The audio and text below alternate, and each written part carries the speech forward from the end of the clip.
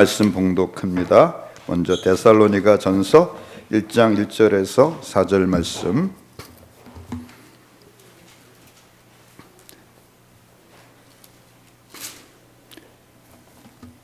봉독하겠습니다. 바울과 실로아노와 디모데는 하나님 아버지와 주 예수 그리스도 안에 있는 데살로니가인의 교회에 편지하노니 은혜와 평강이 너희에게 있을지어다. 2절 같이 읽겠습니다. 우리가 너희 모두로 말미암아 항상 하나님께 감사하며 기도할 때 너희를 기억함은 너희 믿음의 역사와 사랑의 수고와 우리 주 예수 그리스도에 대한 소망의 인내를 우리 하나님 아버지 앞에서 끊임없이 기억함이니 하나님의 사랑하심을 받은 형제들아 너희를 택하심을 아노라. 고린도전서 13장 13절 말씀. 그런즉 믿음, 소망, 사랑 이 세 가지는 항상 있을 것인데 그 중에 제일은 사랑이라.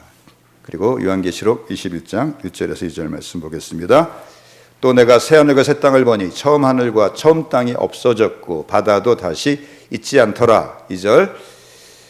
또 내가 보매 거룩한 성 새 예루살렘이 하나님께로부터 하늘에서 내려오니 그 준비한 것이 신부가 남편을 위하여 단장한 것 같더라. 아멘. 9절. 일곱 대접을 가지고 마지막 일곱 재앙을 담은 일곱 천사 중 하나가 나와 내게 말하여 이르되 이리 오라. 내가 신부 곧 어린 양의 아내를 내게 보이리라 하고 성령으로 나를 데리고 크고 높은 산으로 올라가 하나님께로부터 하늘에서 내려오는 거룩한 성 예루살렘을 보이니 하나님의 영광이 있어 그 성의 빛이 지극히 귀한 보석 같고 벽옥과 수정같이 막더라. 그가 크고 높은 성곽이 있고 12문이 있는데 12천사가 있고 그 문들 위에 이름을 썼으니 이스라엘 12지파의 이름들이라. 아멘. 그리고 마지막으로 21절 읽겠습니다. 그 12문은 12진주니 각 문마다 한 개의 진주로 되어 있고 성의 길은 맑은 유리 같은 정금이더라. 아멘. 말씀의 제목 같이 외쳐보겠습니다. 택하신 백성의 세 가지 증거. 지난주에 살펴보았듯이 데살로니가 교회는 사도 바울이 이제 아시아에서 복음을 전하다가 드로아라고는 항구 도시에 갔을 때 마게도냐 사람이 이제 밤의 환상 중에 건너와서 우리를 도우라라고 하는 그 환상을 보고 유럽으로 건너가 빌립보 교회를 개척한 후에 이제 두 번째 유럽의 제2호 교회로 개척한 교회가 데살로니가 교회입니다. 이 빌립보 교회와 이 데살로니가 교회는 유럽 전체의 제1호, 2호 모교회로서 후대의 모든 유럽 교회들에게 귀감이 될 만한 그런 아름다운 그런 교회입니다. 그래서 하나님께서 우리 원흥사랑교회도 이제 데살로니가 교회처럼 탄생한 지가 1년이 채 안 된 그런 어린 교회인데 이 데살로니가 교회 주시는 말씀을 통해서 우리도 같이 은혜를 받기를 원합니다. 할렐루야. 특별히 이 데살로니가 교회가 놀라운 것은 사도 바울이 머물면서 선교하고 이들을 믿음으로 양육한 기간이 아무리 길어도 2달, 3달밖에 안 되는 그런 짧은 기간인데 그래서 사도 바울이 유대인들의 핍박을 피해서 이 성에서 이제 타이에서 강제로 떠날 수밖에 없는 상황이었기에 항상 사도 바울은 이 데살로니가 교회가 제대로 서갈까 염려, 근심하고 노심초사하고 기도했습니다. 그러나 이 사도 바울의 염려와는 달리 이 데살로니가 교회 성도들이 얼마나 신앙생활을 잘했는지 그 소문이 사도 바울이 이 데살로니가 전서를 쓰고 있는 이 그리스 남부 지역의 아가야 지방에까지 그 믿음의 소문이 퍼져왔을 뿐만이 아니라 그 소문이 온 로마 각처로 다 퍼져나갔다고 사도 바울이 데살로니가서에서 이제 기록을 하고 있습니다. 물론 이것은 이 데살로니가라고 하는 도시가 이 에그나티아 도로라고 하는 이 발칸반도의 로마의 주요 간선도로 가운데 위치해 있었던 그 교통의 요지 있기 때문에 급격하게 그 소문이 퍼져 나간 것이기도 하겠지만 아무리 소문이 나려고 해도 뭐 건덕지가 있어야지 소문이 나지 않겠습니까? 어떻게 소문이 났겠어요? 그만큼 데살로니가 교회의 성도들은 그 우상을 버리고 살아계신 하나님께로 돌이켰는데 그 돌이킴이 얼마나 확실했는지 그 데살로니가 사는 20만의 모든 시민들이 깜짝 놀라서 그것이 말거리가 되어 회자되어서 이제 에그나티아 도로를 통해서 왕래하는 수많은 사람들을 통해 로마 전역으로 퍼져나갈 정도가 되었던 것입니다. 우리 김익두 목사님 잘 아십니까? 초대교회 때 이제 장로교 목사님이시자 부흥사로서 집회를 776번을 인도하셨고 교회를 150개를 고치셨고 또 신유의 은사를 받으셔가지고 병든 자를 1만 명을 치유하셨어요. 그래서 이분이 총회에다가 공문을 보냈어요. 원래 대한예수교 장로의 헌법에는 모든 이적과 기사와 은사는 초대교회를 마지막으로 성경이 완성되면서 그쳤다 그렇게 돼 있어요.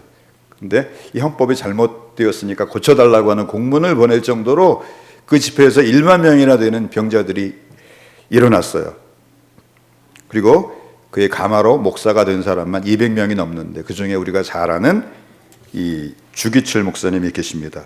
이분은 원래 황해도 안악 출생이신데 머리가 총명했어요. 그래서 10살에 벌써 사서삼경을 떼고 이제 15살이 되면은 과거를 치를 수가 있는데 이제 16살이 되어서 과거를 치렀는데 기대와는 달리 떨어졌어요. 뭐 떨어질 수밖에 없는 게 그 당시 얼마나 1800년 말인데 이 나라의 부정부패가 심했겠어요. 더군다나 서북 지방은 홍경래의 난으로 인해서 이제 그 벼슬길에 나가는 것이 정말 쉽지 않았습니다. 그런데도 불구하고 그 아버지가 너무 기대가 컸는지 충격을 받아가지고 돌아가시고 그 다음에 또 결혼했는데 또 친구한테 사기를 당해가지고 온 전 재산을 다 날렸어요.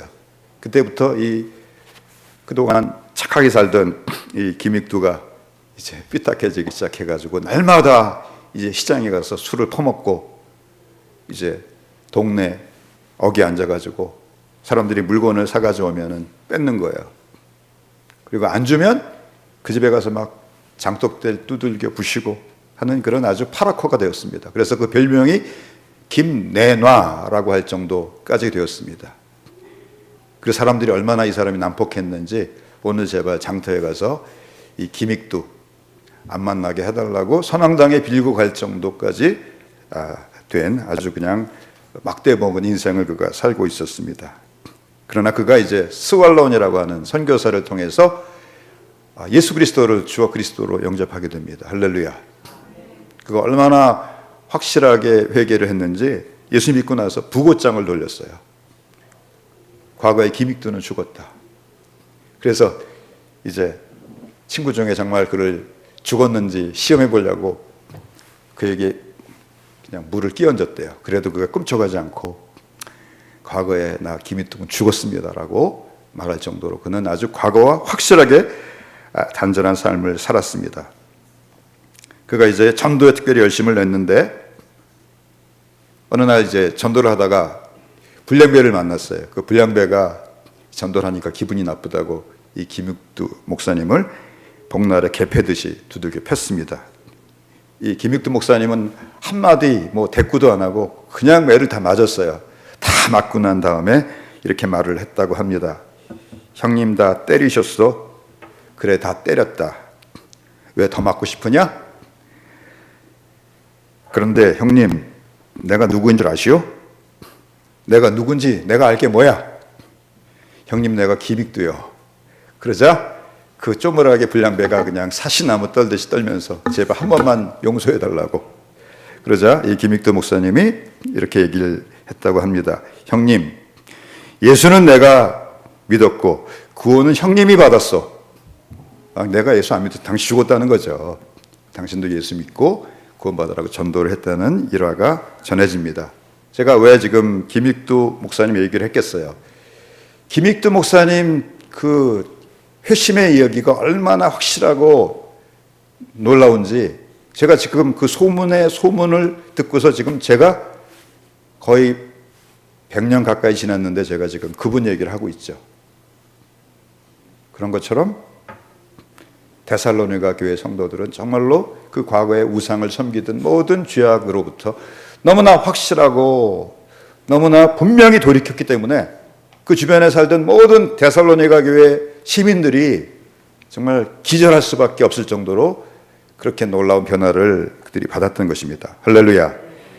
그래서 초대교회 때는 이처럼 한 번 예수님을 믿으면 너무 확실히 과거의 죄악된 삶과 단절하고 주님 섬겼기 때문에 이 당시 예수를 믿는 사람들을 천하를 어지럽게 하던 사람들이라고 불렀습니다. 사도행전 17장 5절에서 6절 보니까 이렇게 말씀을 하고 있습니다.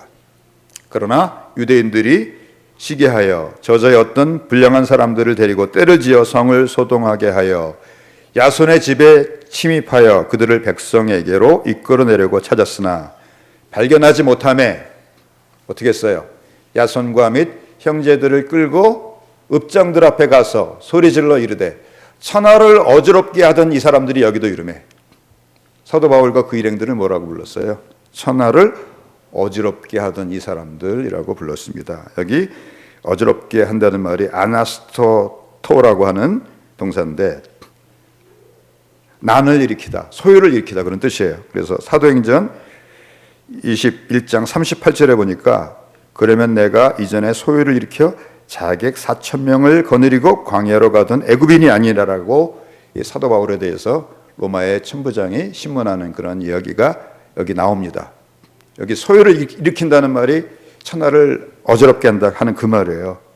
그 정도로 초대교회 때 복음을 받은 사람들은 기존에 자신들이 가지고 있던 모든 사상, 습관, 종교적 신념을 뒤엎어버리고 정말 완전히 새로운 사람이 되었기 때문에 로마에서 그들에게 사회 체제에 위협이 된다고 느낄 정도로 그들은 그 삶의 놀라운 변혁을 일으켰던 것입니다. 아멘. 오늘 우리 사랑하는 조국 대한민국 교회의 모습하고 너무나 대조적입니다. 믿는다고 하는데 믿기 전과 믿은 후가 별로 달라지는 것이 없어요. 신앙생활을 30년, 40년을 했는데 처음 믿을 때보다 못해요. 이 말이 무슨 뜻인지는 아마 우리가 다 잘 알 거예요. 우리 모두는 정말 이 데살로니가 교회 성도들처럼 그 믿음의 연륜이 일천함에도 불구하고 확실하게 과거의 모든 죄악된 삶과 단절했던 이런 이 모본을 본받을 수 있게 되길 바랍니다. 그래서 사도 바울은 자신이 살고 있던 이제 고린도까지 그 소문이 전해졌기 때문에 그 소문을 듣고서 이제 뭐라고 말을 하냐면 우리는 아무 말도 할 것이 없다라고 데살로니가전서 1장 8절에서 말을 하고 있습니다. 그들이 우리에 대하여 스스로 8절 주의 말씀이 너에게로부터 마게도냐와 아가야에만 들릴 뿐 아니라 하나님을 향하는 너희 믿음의 소문이 각처에 퍼졌으므로 우리는 아무 말도 할 것이 없노라.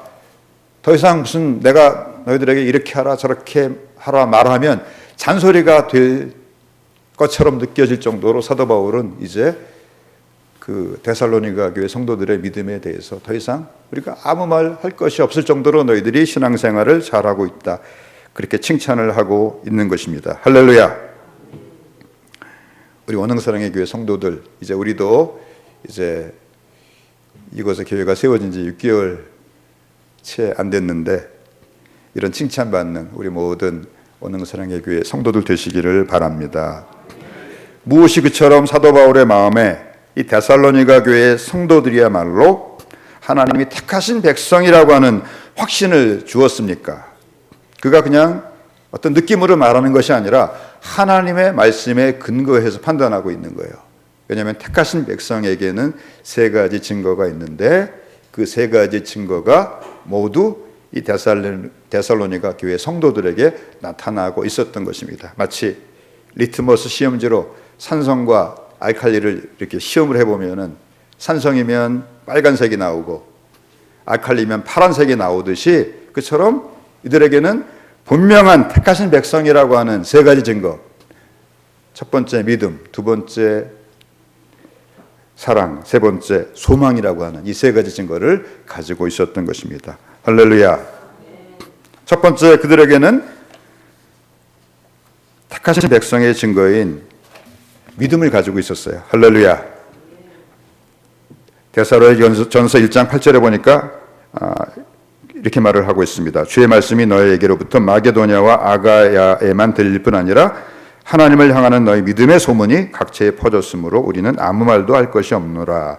이들의 믿음의 소문이 날 정도로 그들의 믿음은 분명하고 확실했습니다. 할렐루야. 믿음은 살아계신 하나님과 주 예수 그리스도를 온전히 신뢰하고 과거의 모든 것과 단절하고 그분께 내 모든 삶을 의탁하는 것입니다. 아브라함을 보면 알 수 있어요. 아브라함에게 뭐라고 말씀하셨어요? 너는 본토와 친척과 아비 집을 떠나 내가 내게 지시할 땅으로 가라. 내가 너로 큰 민족을 이루고 내게 복을 주리니. 할렐루야. 너는 복이 될지라. 아멘. 보통 아브라함이 믿음의 조상이라고 하지요. 왜 아브라함이 믿음의 조상입니까? 아브라함 전에도 믿음이 있었어요. 노아도 믿음이 있었고 또 에녹도 믿음이 있었고 아벨도 믿음이 있었고 아담에게도 믿음이 있었어요. 근데 왜 아브라함을 믿음의 조상이라고 하냐 하면 그전까지는 너무나 그 기록이 자세하지 않아가지고 믿음이 무엇인지를 확실하게 알 수가 없어요. 근데 아브라함 때 이르러서 아브라함의 생애에 대해서는 창세기 12장부터 25장까지 무려 13장, 14장에 걸쳐서 아브라함의 생애를 자세하게 기록하면서 우리에게 믿음이 무엇인지를 하나님이 알게 해주셨기 때문에 아브라함을 하나님께서 믿음의 조상이라고 부르시는 것입니다. 할렐루야. 바할을 현대 음악의 아버지라고 부르는 것하고 같은 이유입니다. 바할을 통해서 비로소 이제 현대 음악의 모든 기본적인 형태가 나타났듯이 아브라함을 통해서 우리가 믿음이 무엇인지를 분명히 배우게 되었어요. 성경은 아브라함의 믿음에 대해서 두 가지로 말을 해요. 첫 번째는 바랄 수 없는 중에 바라고 믿는 믿음이다. 그렇게 말을 합니다. 두 번째는 하나님은 죽은 자도 살리시며 없는 것을 있는 것 같이 부르시는 하나님이시다. 이렇게 말을 합니다. 이 믿음 우리 모두가 가지게 되기를 바랍니다. 로마서 4장 17절에 보니까 기록된 바 내가 너를 많은 민족의 조상으로 세웠다 하신 것 같으니 그가 믿은 바 하나님은 죽은 자를 살리시며 없는 것을 있는 것 같이 부르시는 이시니라. 지금 이 믿음은 뭘 말하는 거예요? 하나님께서 이제 아브라함에게 이삭을 번제라고 바치라고 하시죠. 근데 아브라함이 순종해서 이삭을 번제로 바쳐요. 죽이려고 칼을 이제 모리아 산상에 올라가서 결박되어 있는 이삭을 향하여 내려칩니다. 그때 천사가 아브라함아 아브라함아 그에게 손을 대지 말라. 이제야 내가 내 하나님 여호와 경외하는 줄을 내가 알았다. 이렇게 해서 하나님 말리셨지만은 아브라함이 이미 바친 거나 마찬가지예요. 아브라함이 어떻게 믿은 거예요? 내 아들 이삭을 통해서 큰 민족이 이루어져야 되는데 이삭 죽이면 어떻게 돼요? 하나님 약속이 이루어질 수가 없잖아요.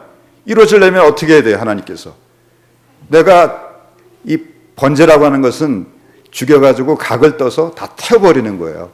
내가 죄를 만들어버려도 하나님은 다시 죽은 자 가운데서 그를 살리실 수 있는 능치 못하심이 없는 하나님이라는 걸 믿었다는 거예요. 누가 그렇게 믿었어요? 데살로니가 교회 성도들이 그렇게 믿었어요. 우리 원흥사랑의 교회 성도들이 그렇게 믿게 되길 바랍니다. 두 번째 아브라함의 믿음은 바랄 수 없는 중에 바라고 믿는 믿음이에요. 18절에 보니까 아브라함이 바랄 수 없는 중에 바라고 믿었으니 이는 내 후손이 이 같으리라 하신 말씀대로 많은 민족이 조상이 되게 하려 하심이라. 19절 그가 백세나 되어 자기 몸이 죽은 것 같고 사라의 태가 죽은 것 같음을 알고도 믿음이 약하여지지 아니하고 여기 죽은 것 같다 그랬는데 원문에 보면은 자기 몸이 죽었다 그랬어요. 근데 우리말 번역은 좀 약화시켜가지고 죽은 것 같았다 그랬는데 남자로서 몸이 죽었어요. 또 사라의 태가 죽은 것 같은 게 아니라 사라의 태가 죽었어요. 여자로서 경수가 끊겼을 뿐만이 아니라 이미 다 자궁도 다 쪼그라들고 해서 아이를 낳을 가능성이 0%예요.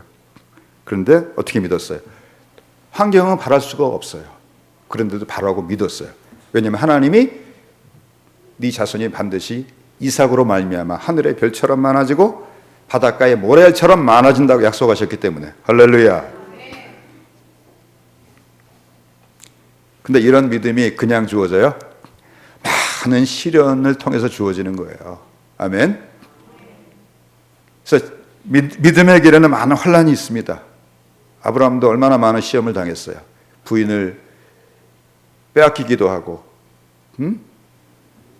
또 우물을 파면 또 와서 그 우물을 빼앗겨서 또 이리저리 또 방황하기도 하고, 수많은 시련과 어려운 가운데서 그가 끝까지 믿음을 지켜서 마침내 믿음의 조상이 된 것입니다. 아멘. 이 데살로니가 교회 성도들이 아직 어린 믿음이지만 벌써 그 믿음 때문에 많은 환란을 겪고 있었어요. 할렐루야. 성경은 그래서 믿음을 정금에 비유해요. 베드로전서 1장 7절에 보니까 너희 믿음의 시련이 불로 연단하여도 없어질 금보다 더 귀하여 예수 그리스도에 나타나실 때 칭찬과 영광과 존귀를 얻게 하려 함이라. 하나님은 우리 믿음이 진짜인지 가짜인지 또 우리 믿음에서 불순물들을 걸러내기 위해서 불같은 시련을 통과하게 하세요. 그럼 어떤 일이 일어날까요?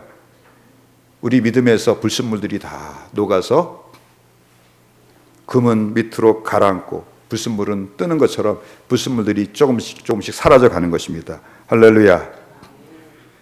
두 번째 택하신 백성의 증거가 뭐예요? 서로 사랑하는 것입니다. 할렐루야. 이 데살로니가 교회 성도들은 하나님과 주 예수 그리스도를 사랑하고 서로 또 사랑하고 있었습니다. 할렐루야. 그래서 사도 바울 일행을 너무너무 보고 싶어 했어요. 아멘. 사랑하는지 안 사랑하는지 우리가 어떻게 알 수 있어요? 사랑하면 보고 싶지요. 할렐루야. 그래서 연애하는 연인들 보면은 보통 청년들이 이제 자매를 집 앞까지 바라다 주고 또 지하철 타든지 버스 타고서 바로 또 뭐예요? 바로 또 전화해요. 또 사랑하면 모든 것을 같이 나누죠. 초대교회 성도들이 오순절에 성령 받은 이후에 어떤 일이 일어났어요? 그들이 모든 재물을 유무상통했다 그랬어요. 그리고 자신들의 소유를 팔아서 사도들의 발 앞에 갖다 놓으니까 사도들이 각 사람의 필요를 따라 나눠줘서 핍절한 사람이 한 사람도 없었다라고 기록하고 있습니다. 이건 사실은 가족들 가운데서 일어나기가 힘든 일이에요. 우리 TV 같은 데 보면은 이제 자매가 있어요. 언니가 명품 백이 있어요. 동생이 남자친구 만나러 가는데 언니의 허락 안 받고 명품 백 가지고 나갔어요. 근데 들켰어요. 어떻게 되죠? 난리가 나죠. 난리가 나죠. 내 허락 없이 명품 백 몇백만 원씩 갖고 나갔다고. 그게 지금 우리의 모습이에요. 근데 초대교회 성도들은 버는 사람 따로 있고 쓰는 사람 따로 있었어요. 지금 우리 원흥사랑의 교회 모습이 그렇지 못하지만 우리가 정말 이런 사랑의 공동체를 향하여 나갈 수 있게 되기를 바랍니다. 할렐루야. 그리고 자신도 가난한데 예루살렘 교회 성도들이 가난하다는 그 소식을 듣고서 그들도 많은 시련도 당하고 또 너무너무 가난했어요. 근데도 고린도후서 8장에 보면은 극한 가난 속에서 넘치는 기쁨 가운데 힘에 지나도록 그 예루살렘 교회 성도들을 위해서 연보를 드렸다 그랬어요. 왜요? 한 번도 본 적도 없는 사람들이에요. 왜? 주님 안에서 같이 예수 믿는다는 것 때문에 하나님께서 그들의 마음 가운데 같이 예수 믿는 사람들을 사랑하는 그 마음을 불같이 일으켜 주신 줄 압니다. 왜냐하면 우리는 영원한 가족이에요. 할렐루야. 잘 하셔야 돼요, 서로. 왜냐하면 어디 가서까지 봐야 돼요. 하나님 나라 가서 영원토록 봐야 됩니다. 아멘. 또 이 데살로니가 성도들이 분명히 하나님 택하신 성도가 틀림이 없는 것은 그들의 소망이 이 땅에 있지 않고 하늘에 있었기 때문입니다. 할렐루야. 근데 참 이상한 것은 우리가 이 땅에서 그냥 모든 게 평탄하고 형통하고 그러면 절대 하늘의 소망을 붙들지 않아요. 이 땅에서 모든 것이 다 무너지고 절망스럽고 심지어 많은 사람들이 배신하고 물질도 다 없어지고 내 인생 가운데 상상할 수도 없는 그런 어려움이 다가올 때 그때 우리는 하늘을 바라보게 돼요. 할렐루야. 그런 역사 우리 모두에게 있게 되기를 바랍니다. 할렐루야. 두 번째로 이 데살로니가 교회 성도들이 가진 믿음과 소망과 사랑이 진짜인 이유는 그들의 믿음에 행함이 따랐고 사랑의 수고가 따랐고 소망의 인내가 따랐기 때문입니다. 할렐루야. 여기 3절에 너희 믿음의 역사와 사랑의 수고와 우리 주 예수 그리스도에 대한 소망의 인내를 우리 하나님 아버지 앞에서 끊임없이 기억하미니 하나님의 사랑하심을 받은 형제들아 너희를 택하심을 아노라. 여기 믿음의 역사, 진짜 믿음은 역사가 있어요. 역사란 말이 조금 번역이 그런데 원래 그냥 정상적으로 번역하면 행함이란 뜻이에요. 야고보서에 보면 그런 말씀 있죠. 야고보서 2장 17절에 이와 같이 행함이 없는 믿음은 그 자체가 죽은 것이라. 어떤 사람은 말하기를 너는 믿음이 있고 나는 행함이 있으니 행함이 없는 내 믿음을 내게 보이라. 나는 행함으로 내 믿음을 내게 보이리라 하리라. 내가 하나님은 한 분이신 줄 믿느냐. 잘하는도다. 귀신들도 믿고 떠느니라. 행함이 없는 믿음은 누구의 믿음하고 똑같아요? 귀신의 믿음하고 똑같다고 말하고 있는 거예요. 그러니까 그 믿음이 자기를 구원하겠어요? 구원하지 못하겠어요. 구원하지 못하죠. 진짜 믿음은 반드시 행함이 따르게 돼 있어요. 불이야! 하도 여러 번 해가지고 속지도 않으십니다. 진짜 믿으면 어떻게 돼요? 바로 전문을 향해서 튀어나가야죠. 지금 왜 안 튀어나가셨어요? 제 말 안 믿으니까. 정말 믿으면 행함이 나타나게 되어 있습니다. 할렐루야. 두 번째로 사랑하면 수고해요. 할렐루야. 제가 여러 번 그런 비유로 설명드렸는데 여기 할머니들 많이 계시는데 손주를 이제 안고서 손주가 한 5kg 돼요. 한 30분도 1시간도 이렇게 포대기로 이제 안고 계시죠. 업고 계시죠. 근데 쌀부대 5kg짜리 푸대로 이렇게 포대기로 한번 업고 계셔보세요. 절대 30분 못 있습니다. 귀찮아가지고 내려놓지. 사랑하니까 수고하는 것이 아니겠습니까? 부모가 자녀를 사랑하게 힘에 지나도록 수고합니다. 우리 부모님들이 우리 사랑하셨기 때문에 1970년대, 80년대 그 중동의 그 사막지대에 가서 50도가 넘는 그 무더위 속에서 사랑하는 아내와 자녀를 위해서 그 돈을 벌어가지고 그 송금해서 다 집도 사고 학교도 보내고 그렇게 하지 아니하셨습니까? 또 어머님들 또 자녀들 키우기 위해서 어떤 허드렛 일도 마다하지 않으시고 지금도 이제 고등학교 자녀를 이제 두신 부모님들은 고등학교 3년 동안 잠도 제대로 못 자요. 그래서 이제 대학을 한 2명 보내면은 골병이 들어요. 고산병이라고 합니다. 또 아버님들 어떠세요? 이 자녀들 교육시킨다고 아내하고 아이까지 다 미국에 또 캐나다 이런 데 보내고서 자기는 다 돈 보냈으니까 자기는 뭐 비싸게 먹을 것도 없어요. 그러니까 집에 와서 못 끓여 먹어요. 라면 끓여 먹어요. 우리 안성 교사님 잘 아시네요. 라면 끓여 먹어요. 이게 다 어떻게 나오는 거예요? 사랑하니까 수고하는 것이 아니겠습니까? 할렐루야. 그러니까 데살로니가 교회 성도들의 그 사랑은 진짜예요. 왜냐하면 넉넉한 데서 그 예루살렘 교회 성도들을 위해서 연벌한 게 아니고요. 자신들도 두 끼 먹을 정도밖에 없을 정도로 가난했는데 한 끼로 줄여가지고 그 돈을 성금 모아가지고서 예루살렘 교회에 보낸 거예요. 이런 사랑이 우리 원흥사랑의 교회에 있게 되기를 바랍니다. 또 세 번째는 참 소망이 있으면 어떤 환경 속에서도 절망하지 않고 인내합니다. 아멘. 의미요법이라고 하는 정신과 치료요법을 개발한 빅터 프랭클이라고 하는 유대인 정신과 의사가 있어요. 그는 1940년대에 그 유대인이기 때문에 히틀러가 만든 유대인 수용소에 약 3년 동안 갇혀 있었어요. 근데 그가 3년 동안 갇혀 있으면서 거기서 바로 이 의미요법이라고 하는 것을 그가 거기서 이제 자기 나름대로 정신과 의사로서 개발을 하게 됩니다. 이 유대인들을 이제 600만 명을 학살하는 데 있어서 독일 이 지휘부가 가진 가장 큰 장애물이 이 젊은 병사들이 양심으로 괴로워하는 거예요.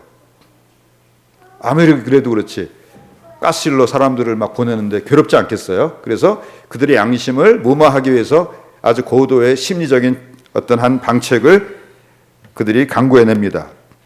수천 명을 수용하는 수용소에다가 변기 한 10개, 20개밖에 안 되는 화장실을 건물을 하나만 딱 세워요. 그리고 하루에 화장실 가는 시간 딱 10분만 주는 거예요. 그러면 화장실 하루에 한 번 가겠어요? 못 가겠어요? 하루에 한 번도 못 가죠. 그럼 결국 어떻게 하겠어요? 아무 데나 싸겠죠. 그러니까 나중에는 점점 똥으로 오줌으로 온 수용소가 가득해지면서 나중에는 몸에 묻고 얼굴에 묻고 막 이러는 거예요. 그리고 독일군 병사들한테는 특명이 떨어졌어요. 너희들은 더 구두를 반짝반짝 닦아 신고 너희들 군복은 다리미질을 해서 칼같이 해서 이 군복을 입어라. 하도 이상해가지고 그 젊은 병사 중에 하나가 상관한테 물었어요. 도대체 왜 이렇게까지 하는 겁니까? 그랬더니 그 상관이 이렇게 대답을 했대요. 사람을 죽이기는 어렵지만 동물 죽이기는 쉽지. 그러니까 온몸이 똥에 묻어 있으니까 차라리 그 병사들 마음에 어떤 마음이 드는 거예요. 이 사람들 이렇게 짐승처럼 살게 하느니 차라리 가스실에 빨리 보내서 죽게 하는 게 이 사람들 도와주는 거야 하고 그런 식으로 그 양심을 무마하기 위한 그런 고도의 전략을 개발을 했던 것입니다. 근데 이제 하루에 한 번씩 멀건 커피를 탄 커피물이 나오는데 얼굴이 똥으로 다 묻었어요. 근데 그 중에 어떤 사람들이 바닥에서 유리 조각을 찾아내서 그곳으로 커피물을 바르면서 면도를 하기 시작했어요. 인간으로서 마지막 자존심을 지키는 거죠. 많은 사람들이 처음에 따라서 했어요. 근데 대부분의 사람들은 온몸이 똥으로 천지가 됐는데 이게 지금 면도하는 게 무슨 의미가 있어 하고 포기하고 말았어요. 근데 빅터 프랭클이라는 사람이 그 책에 이렇게 썼습니다. 그들은 며칠이 못 되어 죽었다. 그리고 이 빅터 프랭클, 면도하던 이 빅터 프랭클, 그는 소망이 있었어요. 어떤 소망? 언젠가 내가 이 수용소에서 내가 경험한 것을 내가 책으로 쓰고 하나의 정신과 요법으로 개발해서 많은 사람들을 도와주리라 하는 그 소망 가지고 인내했어요. 할렐루야.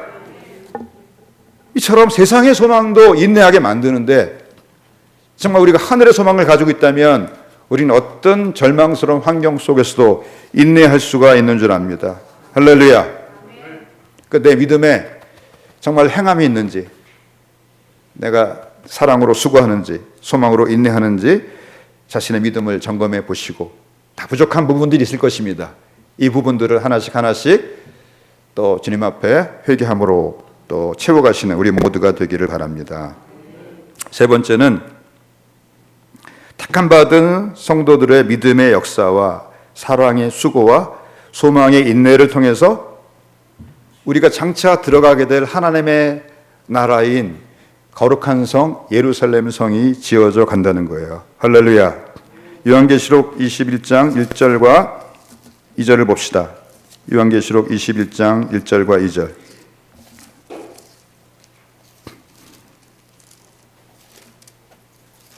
(1절입니다) 또 내가 새 하늘과 새 땅을 보니 처음 하늘과 처음 땅이 없어졌고 바다도 다시 있지 않더라. 또 내가 보매 거룩한 성 새 예루살렘이 하나님께로부터 하늘에서 내려오니 그 준비한 것이 신부가 남편을 위하여 단장한 것 같더라. 할렐루야. 신부가 언제 제일 예뻐요? 결혼식 전에 예쁘게 신부 화장할 때 제일 예쁘죠? 자, 그런데 어떻게 단장을 했냐면 금과 보석과 진주로 단장을 했어요. 자, 여기 한번 요한계시록 21장 17절을 보겠습니다. 그 성곽을 측량함에 144규빗이니 사람의 측량 곧 천사의 측량이라. 그 성곽은 벽옥으로 쌓였고 그 성은 정금인데 맑은 유리 같더라. 19절 같이 읽겠습니다. 그 성의 성곽의 기초석은 각색 보석으로 꾸몄는데 첫째 기초석은 벽옥이요, 셋째는 옥수요, 넷째는 녹보석이요, 다섯째는 홍마노요, 여섯째는 홍보석이요, 일곱째는 황옥이요, 여덟째는 녹옥이요, 아홉째는 다망옥이요, 열째는 비치옥이요, 열한째는 청옥이요, 열두째는 자수정이라. 21절. 그 12문은 12진주니 각 문마다 한 개의 진주로 되어 있고 성의 길은 맑은 유리 같은 정금이더라. 아멘. 천국은 건축 재료가 세 가지예요. 하나가 뭐예요? 정금이에요. 두 번째가 성곽하고 기초석은 12보석이에요. 또 문은 뭐예요? 진주예요. 진주가 얼마나 큰지 가로 세로 높이가 2300km예요. 12,000 스타디움이면은.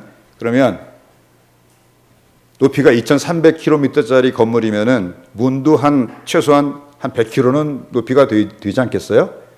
근데 그 직경 100km짜리 진주란 말이에요. 제가 직경 한 1.5cm 정도 되는 진주를 중국에서 그때 한번 봤는데 천연 진주예요. 물어봤더니 3억이래. 3억. 1.5cm짜리 진주가 3억이면은 직경이 100kg짜리 진주 얼마겠어요? 뭐 값으로 상상할 수가 없죠. 우리에게 무슨 말씀을 하는 거예요? 우리가 장차 들어가게 될 이 천국의 영광은 이 세상에 어떤 영광보다도 좋게 비교할 수 없다, 그렇게 말을 하는 거예요. 할렐루야. 전체가 정금이에요. 요새 신사도 운동하는 사람들이 뭐라 그러는지 아세요? 자기들 지폐에 금가루가 떨어진대요. 천국에 있는 그 길이 정금인데 그 정금에서 날리는 먼지가 하늘에서 떨어지는 거래요. 이 정신 나간 사람들 보세요. 실제로 그게 정금인지 연구소에 보내서 조사를 해봤더니 정금이 아니고 플라스틱 조각이에요. 귀신이 장난하는 거예요. 귀신이. 천국은 길바닥이 정금이에요. 무슨 얘기를 하는 거예요? 이 세상에서는 정금이 사람의 임금의 머리 위에 올라가 있죠. 보석도 임금의 머리 위에 올라가 있죠. 근데 천국에서는 시멘트예요. 시멘트. 벽돌이에요. 벽돌. 아무것도 아니란 말이에요. 우리가 이 세상에서 어떤 고난을 당해도 장차 우리가 누리게 될 하나님의 나라의 영광과 좋게 비교할 수 없도다, 그렇게 말씀하시는 것입니다. 이 정금, 또 진주, 보석, 이 세 가지가 다 어떤 특징을 가져요? 절대로 변하지 않아요. 정금, 몇천 년이 지나도 절대 녹슬지 않습니다. 진주 변해요, 안 변해요? 30년 전에 진주 하나 샀는데 보니까 녹슬었어요? 좀 먹었어요? 아니죠? 안 변하죠? 보석 변해요, 안 변해요? 안 변하죠. 그리고 또 하나, 이 세 가지가 가지고 있는 특징이 있어요. 고온이나 고압이나 이 상처를 견딤으로 만들어진다는 거예요. 정금 어떻게 만들어져요? 그냥 도가니에 넣어가지고 몇 번을 이제 높은 온도로 떼면 어때요? 불순물들은 뜨고 금은 가라앉고 이렇게 해가지고 나중에 그 몇 번 하면서 정금이 되죠. 고온을 견뎌야 돼요. 또 보석은 어떻게 만들어져요? 요새는 인조로 다이아몬드를 만듭니다. 1200도로 이제 가열을 하고서 우리가 이 지구의 대기압보다 5만 배 기압으로 꽉 눌러주면은 그때 그게 흑연이 변해서 그게 다이아몬드가 돼요. 할렐루야. 정말 놀라운 시대에 우리가 살고 있어요. 또 진주는 어떻게 만들어져요? 조개에, 요새는 인공으로 이제 진주 양식을 하죠. 조개살에다가 상처를 딱 내줘요. 그럼 거기서 진액이 나오고 계속 진액이 나와서 시간이 오래 걸리면 진주가, 이만한 진주가 나오는 거예요. 그래서 옛날에는 18세기에 다이아몬드가 이제 커팅되는 기술이 개발되기 전까지는 제일 비싼 보석이 다이아몬드가 아니고 진주였어요. 요만한 진주 가지고 한 도시를 사고 팔았다고 하는 기록이 있어요. 자, 그러면 뭐가 진주고 뭐가 정금이고 뭐가 보석이에요? 우리가 불같은 시련을 통과하면서 우리가 정금 같은 믿음으로 지어져 갈 때 그것이 우리의 정금이 되어서 우리가 들어가게 돼 하나님 나라가 건설되어 가는 줄 믿습니다. 할렐루야. 또 우리가 교회 다니다가 누구 사랑하다 보면 상처 많이 받죠. 배신당하죠. 그래 안 그래요? 쓰러리죠. 배신이 생각보다 상당히 아파요. 그래도 품고 용서하고 사랑하고 축복하는 거예요. 그걸 하나님 받으셔서 하늘에 진주가 되게 하십니다. 할렐루야. 또 보석이 뭐예요? 우리가 어떤 환경 속에서도 낭망하지 않고 굴하지 않고 5만 기압이 아니라 100만 기압이 오더라도 하나님 도우심으로 포기하지 않고 이겨내는 거예요. 그러면 그때 우리의 소망이 하늘의 보석이 돼서 하나님 나라를 건설하게 되는 줄 믿습니다. 할렐루야. 우리에게 이렇게 말씀하시는 거예요. 로마서 8장 18절의 말씀에 의하면 현재 우리가 당하는 고난은 장차 우리가 누릴 영광과 좋게 비교할 수 없도다. 정금도 어떻게 만들어져요? 불을 막 떼이죠. 불 같은 환란을 통해서 우리 믿음이 정금처럼 되는 거예요. 보석도 5만 기압의 압력을 받으면서 이 인조 다이아몬드가 되듯이, 천연 다이아몬드는 뭐 5만 기압이 아니라 100만 기압, 1000만 기압 이렇게 받을 때 만들어지는 거예요. 우리가 믿음 때문에 수많은 압력을 받으면서도 절대 포기하지 않고 낙심하지 않을 때 하나님께서 우리 믿음을, 우리 소망을 하늘의 보석처럼 영롱하게 하시는 줄 믿습니다. 할렐루야. 그러므로 하나님 우리에게 이렇게 말씀하시는 거예요. 너희가 이 세상에서 어떤 고난과 믿음 때문에 어떤 환난을 당하고 어떤 압력을 받고 어떤 배신을 당하고 어떤 상처를 받아도 내가 너희에게 하나님 나라에서 다 갚아주겠다. 내가 너희에게 갚아줄 그 영광은 이 세상에서 너희가 어떤 고난과 어려움을 당하더라도 그 고난과 좋게 비교할 수 없도다. 그렇게 말씀을 하시는 것입니다. 할렐루야.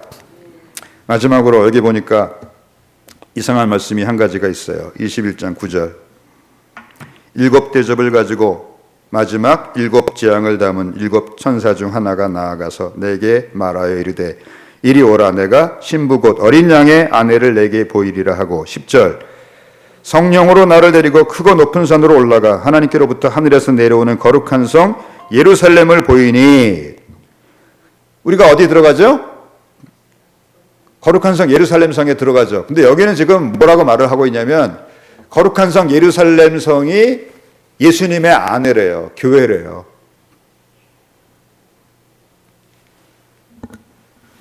우리가 믿음으로 살 때, 또 사랑으로 수고하고 소망으로 인내할 때 하나님께서는 우리의 믿음의 행함과 사랑의 수고와 소망의 인내를 받으셔서 하늘의 정금과 진주와 보석으로 하나님 나라를 건설하세요. 근데 더 나아가서 하나님 원하시는 게 있어요. 우리가 하나님의 진주가 되고 하나님의 보석이 되고 하나님의 보석이 되고 하나님의 정금이 되기 원하시는 거예요. 그래서 이제 우리를 성전 삼고 우리와 함께 영원토록 사시겠다는 거예요. 할렐루야. 하나님이 처음에 아담과 하와를 만드시고 에덴 동산을 창설하셨어요. 거기에도 3가지가 있어요. 정금이 있어요. 또 진주가 있어요. 호마노 보석이 있어요. 하나님이 정말 원하시는 것은 우리와 함께 사시는 거예요. 할렐루야. 할렐루야. 정말 우리가 믿음으로 끝까지 행하고 사랑으로 수고하고 소망으로 인내할 때 우리가 이제 하나님의 성전이 되어서 다시는 우리가 주님과 떨어지지 않고 영원토록 하늘에서 하나님과 함께 살게 될 것입니다. 그 소망 가지시고 믿음으로 승리하시는 우리 모두가 되시기를 우리 주님의 이름으로 축복합니다. 아멘.